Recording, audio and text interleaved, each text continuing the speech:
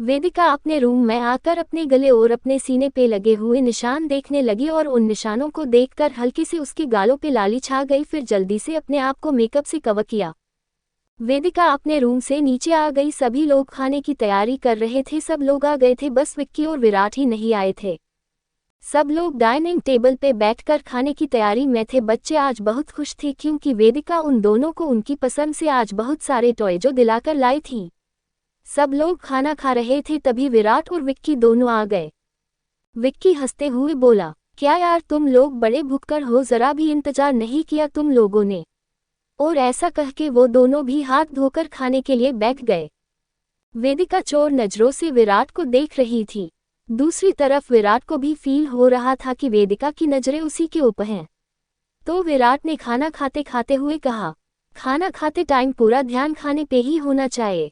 वेदिका इतना सुनते ही झेप गई थी वही, और लोग उसकी बात का मतलब नहीं समझे, इसलिए बिना कुछ बोले सब खाने लगे। पर सुहाना वो भी ये सब सुनकर थोड़ा शॉक्ड हो गई थी, क्योंकि वो भी वेदिका की नजरों का पीछा करते हुए वो भी विराट और वेदिका को घूर रही थी, पर बोली कुछ नहीं।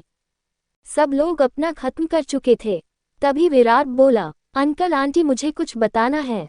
इतना सुनते ही हरीश और उसकी वाइफ दोनों मुस्कुरा कर बोले, हाँ बोलो बेटा। अंकल मुझे कुछ दिनों के लिए आउट ऑफ कंट्री जा रहा हूँ, मेरी नेक्स्ट फिल्म की शूटिंग है वही, और इस बार वेदिका भी मेरे साथ जाएगी वहाँ। विराट ने कहा तो सुहाना थोड़ा गुस्सा और आश्चर्य से बोली, वेदिका क्यों? मेरा मतलब तुम तो शूटिंग के लिए जा रहे हो, लेकिन वेदिका का वहाँ क्या काम? तुम सही कह रही हो सुहाना, लेकिन इस फिल्म में मेरे कुछ खतरनाक सीन हैं जिनके लिए मुझे एक डॉक्टर को अपने पास रखना होगा, तो इसलिए मैं वेदिका को अपने साथ ले जा रहा हूँ, क्योंकि वेदिका बहुत ही अच्छी डॉक्टर है, ये बात तो आप सभी जानते हो। विराट के इतना कहते ही सुहाना कुछ ना बोली। हरीश जी बोले, ठीक है बेटा, ले जाओ वेदिका को और जल्दी अपनी शूटिंग खत्म करके आना। तुम्हारे बिना और वेदिका के बिना घर सुना लगता है। जी अंकल, और आते टाइम आप लोगों के लिए एक बहुत ही अच्छा सरप्राइज भी मिलेगा, विराट ने कहा। सब लोगों ने कहा ठीक है, हम इंतजार करेंगे तुम्हारा और तुम्हारे सरप्राइज का। सब लोगों खाने के बाद अपने अपने रूम में आ गए थे। विराट वेदिका के पास आकर उसे एक हाथ से अपनी तरफ खींचकर बोला, नीचे क्या कर रही थी? क्यों बार बार घूर रही थी? कोई देख लेता तो? विराट ने थोड़ा ठंडे लहजे में कहा।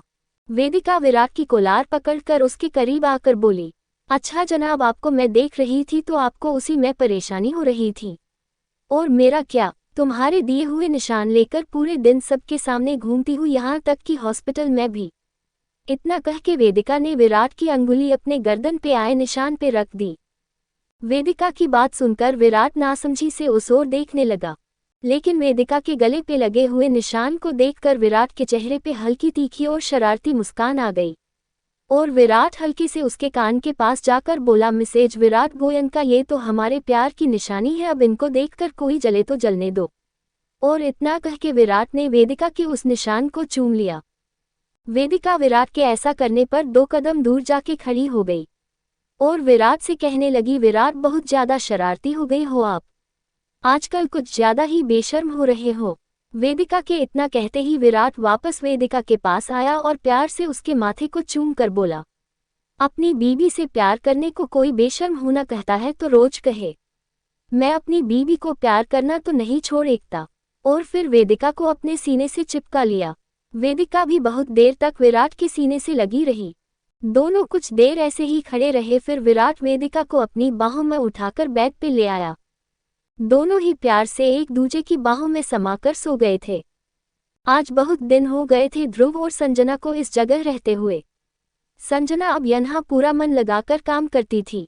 सुहाना अब कांता बाई की तबीयत खराब होने की वजह से अब ध्रुव के साथ ही उसके घर में रहती थी और खाना भी वही बनाती थी। आज कई दिनों बाद संजना और ध्रुव दोनों ही घर रुक हुए थे। संजना को तो ज़्यादा छुट्टी नहीं मिलती थी क्योंकि वो डॉक्टर थी, और दूसरी बात इस जगह पे संजना जैसा दूसरा डॉक्टर भी नहीं था, इसलिए वो जल्दी जल्दी खाना बनाकर थोड़ा आराम करने की सोच रही थी। और इसी जल्दबाजी की वजह से संजना का हाथ कट गया, उससे बहुत ज़्यादा खून बहने लगा। खून को देखकर और दर्द के मारे संजना के मुंह से आह निकल आई। ध्रुव जो बाहर ही था, उसे अचानक से संजना की दर्द भरी आवाज आई तो वो किचन के अंदर गया उसने देखा संजना का खून से लथपथ हाथ, जिसे देखकर संजना दर्द से तड़प रही थी। ध्रुव ये देखकर भागकर आगे आया और संजना के हाथ को पकड़कर पानी के नल के नीचे कर दिया, लेकिन अभी भी खून बंद नहीं हो रहा था। ध्रुव ये देखकर बहुत परेशान हो गया। वो संजना का हाथ पकड़कर बाहर ले आया और उसको सोफे पे बिठाकर बोला, तुम बैठो यहाँ और हिलना भी मत यहाँ से, मैं 1 मिनट में आया। वो दवाई का डब्बा लेकर आया और संजना के बताए अनुसार उसकी ड्रेसिंग करने लगा। संजना अपना दर्द भूलकर ध्रुव को देखे जा रही थी। आज उसे अलग ही ध्रुव नजर आ रहा था, जिसके चेहरे पे अभी संजना की परेशानी साफ साफ नजर आ रही थी। पता नहीं क्यों पर आज संजना को एक अलग ही सुकून फील हो रहा था। उसे संजना के लिए अलग अलग ही भाव नजर आ रहा था। संजना अब उससे नाराज नहीं थी, न ही किसी की तरह की गुस्सा थी उसके मन में ध्रुव के लिए। उसको ड्रेसिंग होने के बाद ध्रुव बिना उसकी ओर देखे उसको अपनी बाजुओं में उठाकर ले आया और संजना के रूम में ले आया।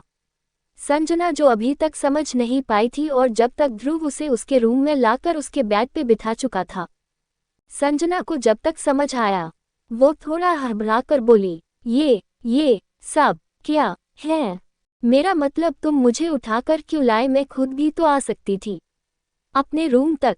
ध्रुव बिना उसकी किसी बात पे ध्यान दिए बोला, ये दवाई लो और इसे खाकर चुपचाप से आराम करो, कोई जरूरत नहीं है हिलने की भी, और दर्द के लिए कौन सी मेडिसिन लेनी है ये तुमको अच्छे से पता है, इसलिए अब आराम करो बिना किसी सवाल के। ध्रुव वहां से ये सब कहकर चला गया। संजना उसे जाते हुए देख रही थी। आज ध्रुव के इस चिंता वाले रूप को देखकर पता नहीं क्यों पर आज वो चाहकर भी उससे नाराज नहीं हो पा रही थी, बल्कि ध्रुव का उसकी केयर करना कहीं न कहीं उसे गुदगुदा रहा था। बढ़ता दिल ध्रुव के जाने के बाद संजना को नींद आ गई थी। ध्रुव भी अपने ऑफिस में आ गया था। वो किसी खास विषय पे आज मीटिंग कर रहा था, लेकिन उसको बीच बीच में संजना का दर्द से भरा हुआ चेहरा दिख रहा था। उसको जल्दी से मीटिंग खत्म करके घर जाने की जल्दी हो रही थी। शाम को ध्रुव आकर देखता है संजना अभी अपने रूम में बैठी कॉफी पी रही थी। उसके हाथ में चोट लगने की वजह से ध्रुव ने रमेश को कुकिंग के लिए बुला लिया था, इसलिए वो संजना के लिए काफी बनाकर लेके आया।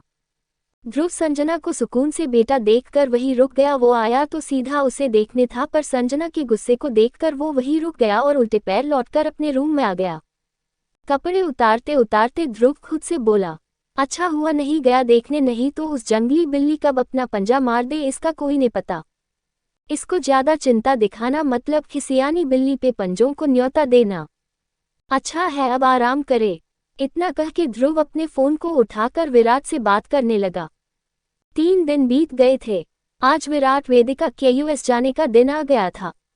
वेदिका ने सारी बातें महिरा को समझाए और पीछे से बच्चों और वरुण का ध्यान रखने को कहा, और बाकी ऑफिस वाली बात किसी को भी न बताने को कहा।